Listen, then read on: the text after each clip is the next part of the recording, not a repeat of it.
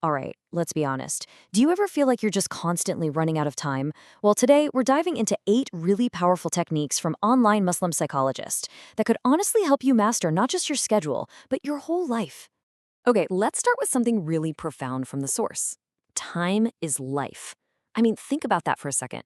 You can always make more money, right? But you can never, ever buy more time. Once a moment is gone, that's it. It's gone for good. And that idea, it leads to probably the biggest mindset shift in this whole explainer. See, we can't actually manage time. I mean, it just keeps on ticking no matter what we do. But what we can manage? Our own actions. So really, this whole thing isn't about time management. It's about self-management. So how do we actually do that? Well, here's our game plan for today. We're going to kick things off with 2 simple starting methods. Then we'll get into structuring your time and focus, talk about the art of prioritizing, and finally, wrap up with the ultimate decision matrix. All right, first section. Let's jump right in with 2 simple, but man, are they effective methods for getting some immediate control back over your day. Okay, so here we have this awesome duo. You've got the classic to-do list that's all about planning ahead, right? Setting your intentions for the day. But then you have the 2-minute rule. This is your secret weapon against procrastination. You know those little tasks that just nag at you? The source points out you can wash a few dishes or straighten up a shelf in literally under 2 minutes. Doing it right then stops those tiny things from piling up and becoming this big, stressful mess. All right, so with those basics in our back pocket, let's level up a bit. These next 2 techniques, they're all about creating dedicated, protected blocks of time for the stuff that actually matters. This one's called the time block method, and it's pretty much what it sounds like. You dedicate specific blocks of time to specific activities. You're not just, hoping you'll get around to studying or exercising. You're building it right into your schedule. Just look at this student schedule from the source. Everything has its place. And when you do that, you're not constantly trying to decide what to do next. It keeps you on track. Okay, now this next one is a game changer for managing your focus. It's called the Pomodoro technique. You basically break your work into these intense 25-minute sprints, and then you take a short break. It's so powerful if you're someone who struggles to concentrate for a long time, because your brain knows, hey, a little break is always just around the corner. Okay, so we've structured our time. But now the big question is, what should we actually be working on during that time? These next 2 techniques are all about mastering the art of prioritization. Enter the ABC method. It's a really simple but super powerful filter for that to-do list. It basically forces you to decide what's an A task, something you absolutely must do, versus a B or C task. The stuff that would be nice to do. This just makes sure that your best energy is going towards your most important work.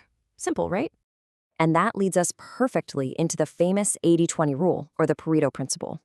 The idea is that roughly 80% of your results will come from just 20% of your effort. That's kind of wild when you think about it. And hey, those A tasks we just talked about, I bet you anything they're in that critical 20%. So the whole goal is to figure out what that high-impact work is and just double down on it.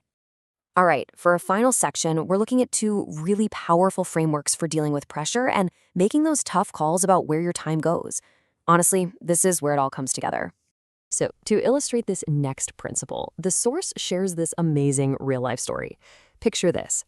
You have to organize an on-stage award ceremony for 800 students, and each one is there with their parents. The scale of that is just immense. So they did the math. A quick, logical calculation showed that if each student took just 2 minutes on stage, the whole event would take over 26 hours to finish. 26 hours! It looked like a completely impossible task. But the time they were actually given to do it all? Just 3 hours. That's it. That was the hard deadline. They had absolutely no choice. They just had to make it work. And you know what? Incredibly, they did it. They finished the whole thing in just 2.5 hours. This is a perfect real-world example of something called Parkinson's Law. It states that work expands to fill the time you give it. By setting that tight deadline, you force yourself to be focused and creative. In a way, you get to decide how long a task really takes.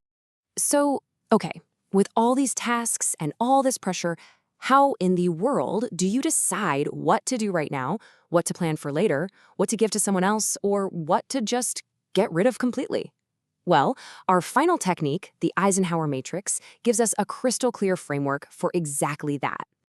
I love this thing. It's so elegant and simple. You just categorize every single task on 2 scales: how important is it and how urgent is it. And that simple grid gives you 4 clear commands for anything that lands on your plate. Let's break it down. Okay, quadrant 1. Urgent and important. These are the fires you have to put out. The crises, the last-minute deadlines. The command is super simple. Do it now. Now, I really want you to listen closely to this one, because quadrant 2 is arguably the most important for your long-term success and happiness. These are the tasks that are important but not urgent. We're talking about things like exercise, building relationships, learning a new skill.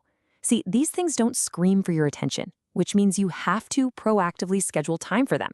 If you don't plan them, they won't happen. Quadrant 3. This one's a little tricky. These are the tasks that feel urgent, but they aren't actually important, at least not to your goals. A lot of the time, they're other people's priorities that get pushed onto you. So the goal here, delegate whenever you possibly can. The source gives a great simple example: asking a friend who's already heading to the store to grab something for you. Perfect. And finally, quadrant 4, the time wasters. These things are not urgent and they're not important. You know what they are? Endlessly scrolling social media, maybe playing a few too many video games. The command here is the most direct of all. Delete. Eliminate them. This is how you claw back time and energy for the things that really matter back in quadrants 1 and 2. So there you have it, from the super simple 2-minute rule all the way to the powerful Eisenhower matrix. The biggest takeaway here is that time management, it isn't really about the clock at all. It's about self-management.